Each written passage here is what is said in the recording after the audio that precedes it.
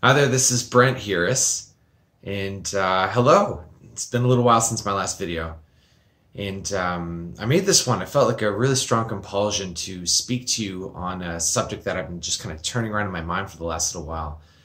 And so I wanted to title this video, Unplug from the Fear Mind. And so this is what's going to happen. Here's how this is all going to go down. So as I'm filming this, and as I'm having this talk right now, it's early March, and there's just a lot of general fear in the air, in the world about the coronavirus and everything that's happening regarding that. And so what I wanted to do is that I noticed that a lot of people are scared, and a lot of people are experiencing a lot of fear regarding this. And it's reasonable to a certain extent, because it's a pretty large thing, and a lot of us have never seen anything like this in our lifetime.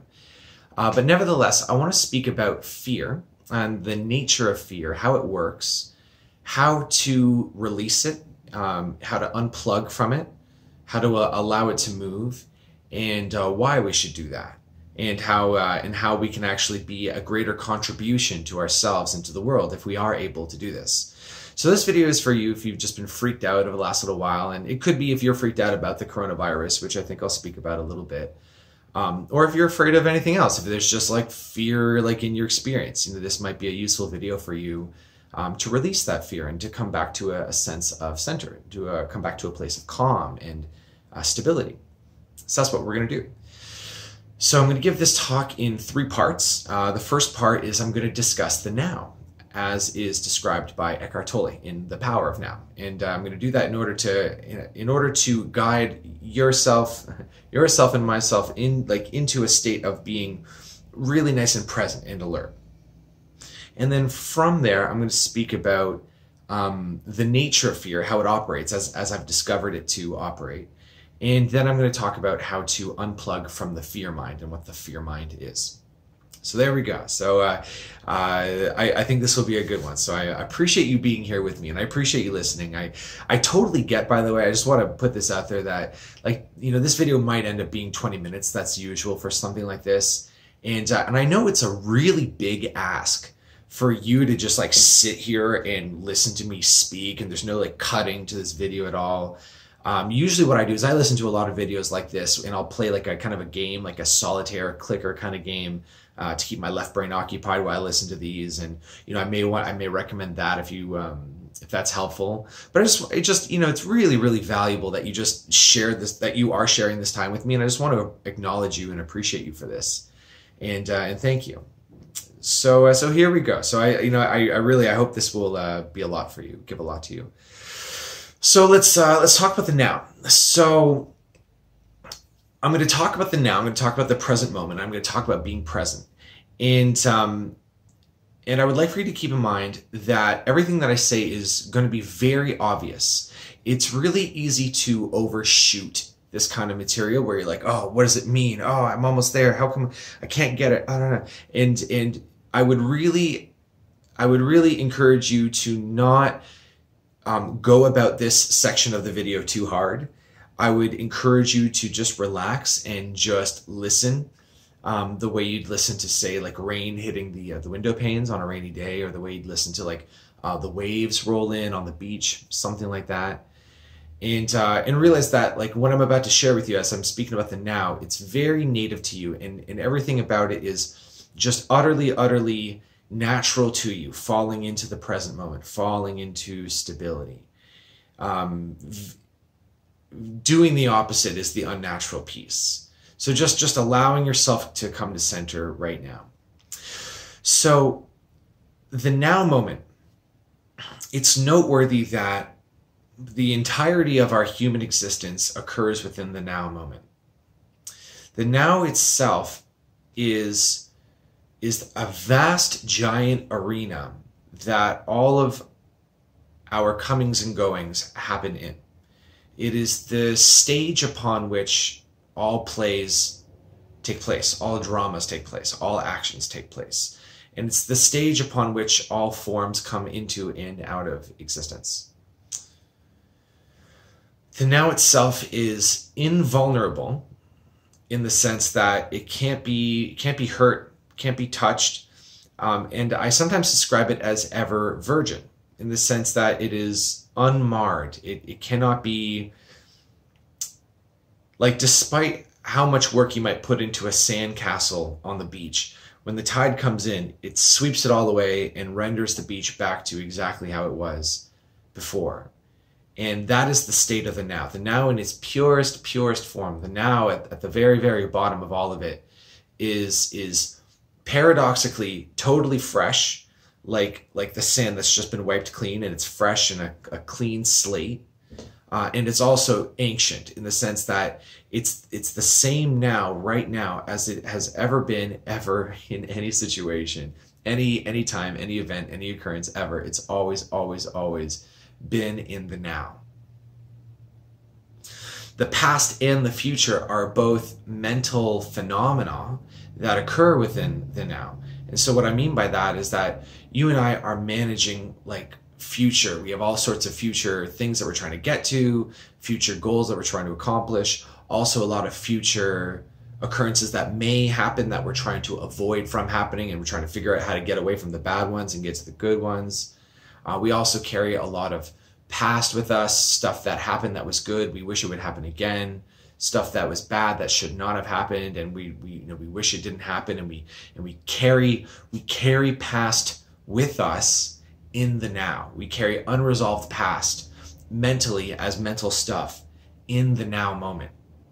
All of our memories, whenever we access a memory of something that happened in the past, we're doing that in the now moment. All of it, everything happens in the now. And the same, of course, happens when we think about the future.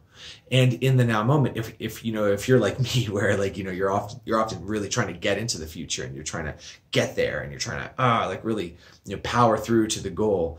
All of that is, from the most objective standpoint, all of that is happening like a certain sense of struggle in the now, because there is no future. There's no future. It's just the now, and how the now is arranged presently. We were born in the now. We die in the now. And one of the problems, I think actually now I can start speaking about fear. So I think we're in part 2 now. One of the problems is that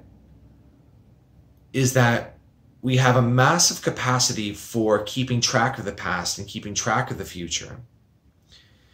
And we have created and bought into an identity for ourselves that's based on past and future. So we have a life story about everything that has happened to us and everything that we did, everything that we experienced. And there's a certain line that we draw from the moment of our birth up until now.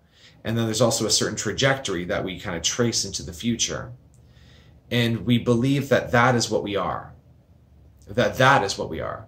When in reality, that's just a mental phantom. That's just an avatar. It is a character or a persona that we have mistaken ourselves for. When in reality, it has no substance. It's not real. You can't point it out anywhere. You can't look at it. It's just a story. It's just a mental idea. And you could say it has some reality in the mental level, but it's not real in the sense of like what's real in terms of what's here and now. As a general rule, and this is very important if it is your desire to dissolve fear,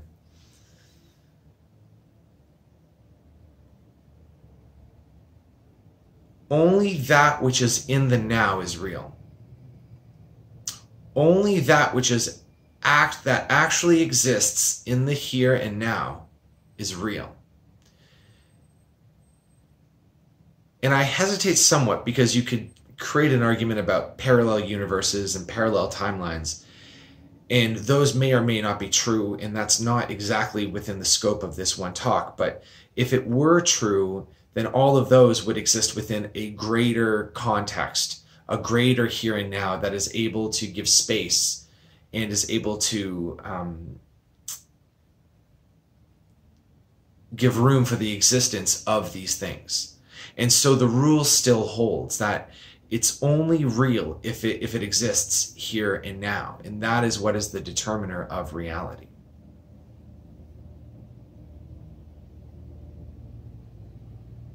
So I say that because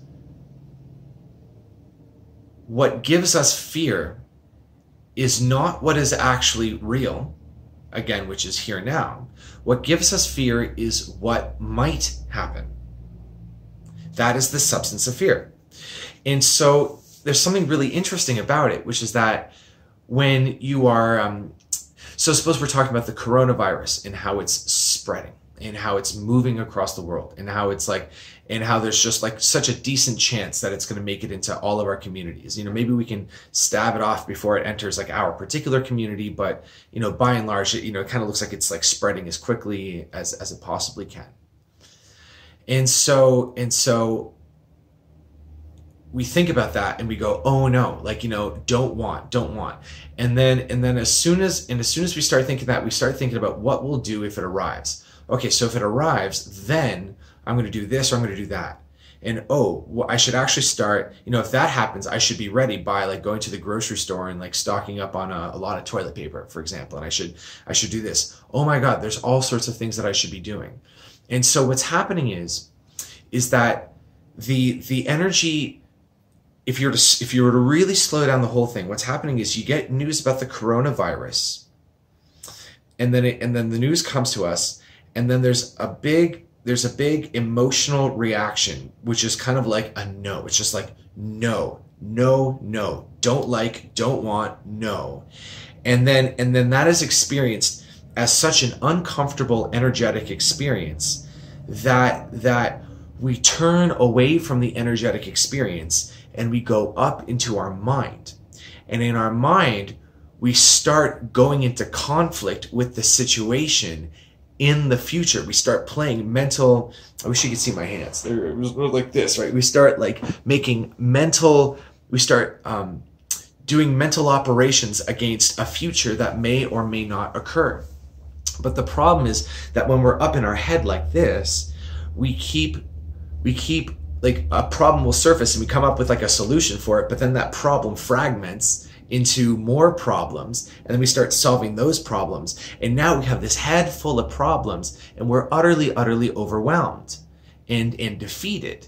And yet there's a part of us that really feels convinced that we need to keep like mentally taut and mentally up here in order to be safe.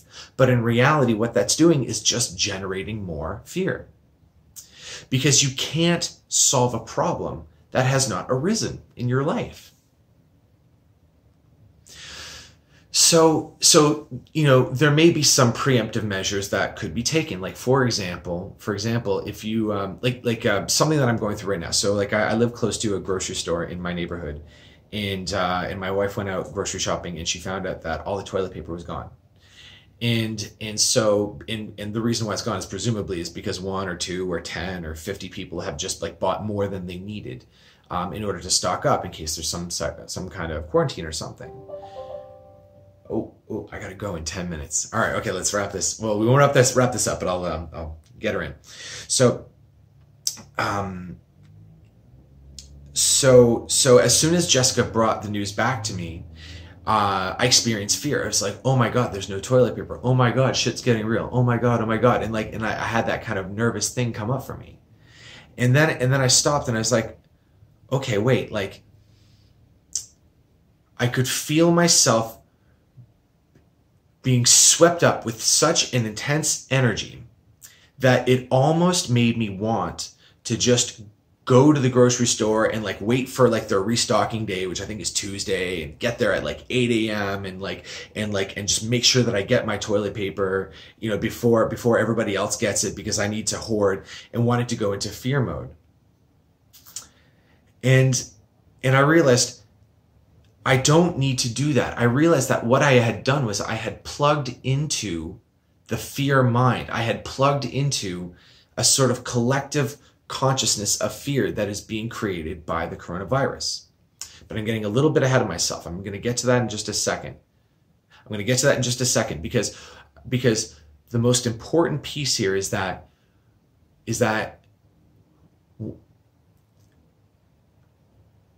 whenever fear arises,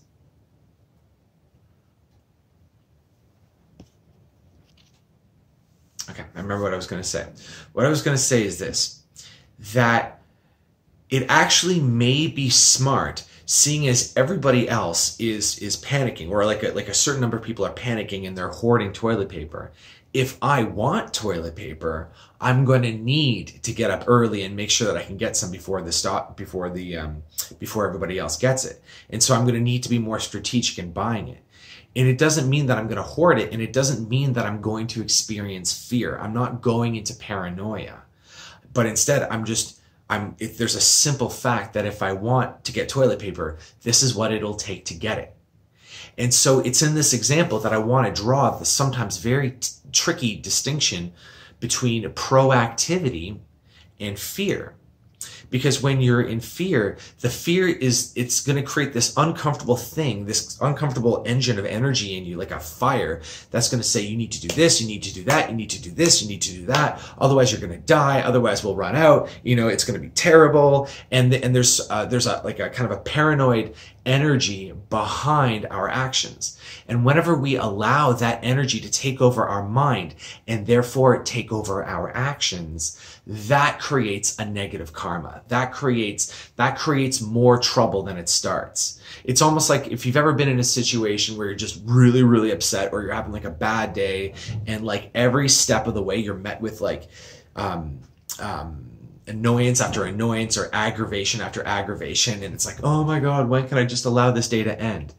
Well, the reason it's like that is because we're actually just operating from a state of fear or aggravation, and we're just creating that in our wake every step that we go. The fear is not necessary. The fear, there's a certain consciousness in fear, because after all, whenever we experience the energy of fear, it's our own energy. Like it comes from our own resources, and it's a splintered fragment of our own consciousness, which is what like I am and what you are. It's consciousness itself. And so it has its own survival mechanism, and it will try to convince you that you must be afraid, and that fear serves you, and that fear will keep you safe, when in fact it doesn't. Because prior to going up into the head and doing all like this future stuff, it's just an energetic experience that is, that we don't really like, that we're afraid to experience. But if we allowed the energetic experience of fear to just simply unfold physically, instead of buying into it and believing it and going up into the head and starting to figure out endless potential solutions to endless potential threats, then what happens is you start to unplug from fear. You start to wake up out of fear. And that is what I want to encourage you to do in this video. I would like for you to wake up out of fear. Now remember, it's very important to keep in mind that you are more intelligent when you're unafraid, when you're unplugged from fear. You're actually more capable and more useful, and whatever contributions you make to yourself or to others will be better. It will be free of potential negativity. I'm just going to quickly check the time here. I apologize. Okay, all right. So, because like, for example, like, if I allowed fear to sweep me up when I found out the grocery store didn't have toilet paper, I might go, oh my God, and then I'd start like, running around and hoarding toilet paper myself and creating trouble for other people, getting more toilet paper than I need. I might, be unnecessarily rude or aggravated with, one of the staff at the grocery store, right? Or the convenience store. I'd be like, what do you mean you don't have toilet paper, right? And then just perpetuating the fear mind. So I want to encourage you to unplug from fear. And you do that by remembering that you can't solve a problem that hasn't come into your life. If it seems like it'd be a good idea to take a precaution, then take that precaution, but you can do that while unplugged from fear. And so therefore, I recommend first unplugging from fear, coming back to stability and neutrality and calm, and coming all the way to center, being really, really on point with yourself. And like, getting, huffing a nice sigh of relief and realizing that all is well. And then decide what you're going to do. And whatever comes from that place will be much more intelligent and much more better. And then maybe there are some precautions to take. Maybe you do need to stock up on toilet paper or whatever else. It's just one example. So the final piece is that we have our own fear experience. And every time you unplug it, every time you unplug from fear, which is just to simply realize that it's not true. Whatever it says, it's false. You don't need to believe it. You can allow it to just move as an energetic experience instead of believing its alarms, right? Like whenever there's like a little chicken little that goes around, the sky is falling, the sky is falling. You don't have to believe and go, oh my God, the sky is falling, and then let it take over. You can just go, all right. Like you can even, I suggest really putting your hands over your heart and saying like, all right, sweetheart, like, thank you. Thank you for letting me know that the sky is falling. Thank you. You're doing such a good job of protecting me. You're so sweet. You just want to take care of us. I totally get that. Thank you. You're doing such a good job. And just really giving that to yourself. And as you get good at unplugging from your own fear, you can unplug from the fear mind, which is what I was kind of hinting at a little bit earlier, which is that when a lot of us are afraid about, say, the coronavirus or anything else, there's just as our fear has its own little kind of localized piece of consciousness, so does all of humanity have a collective fear consciousness around the coronavirus that you can plug into by like feeling afraid and vibrating with fear and getting on message boards on the internet and talking about how scary it is and creating more fear from there. You can do that, or you can unplug it and stay centered. Stay present.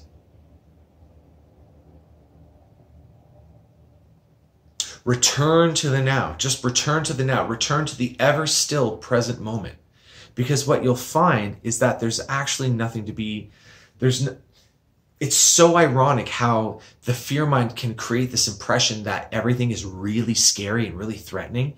And yet, if you bring your attention to what's real, to the now, to the here and now, you'll notice that you're so safe. You're so safe right now. And all is so still and all is so well. And things are like, by and large, things are really, really good.